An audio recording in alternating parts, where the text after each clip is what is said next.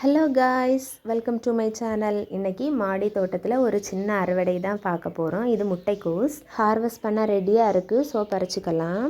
அதுக்கப்புறமா கொஞ்சம் வெண்டைக்காய் இருக்குது, அதையும் பறிச்சுக்கலாம்.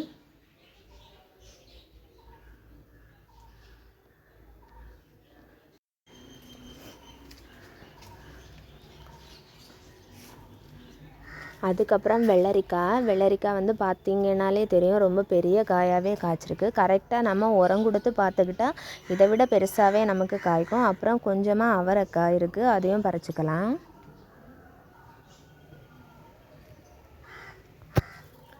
அப்புறம் நார்த்தங்காய் பழுக்க ஆரம்பிச்சிட்டு, ஸோ அதையும் பறிச்சுக்கலாம்.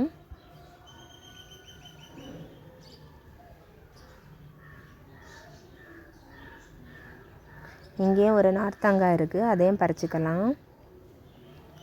ஸோ ஃபைனலி நமக்கு இவ்வளவு காய் கிடச்சிருக்கு. நெக்ஸ்ட் வீடியோவில் பார்க்கலாம். பாய்.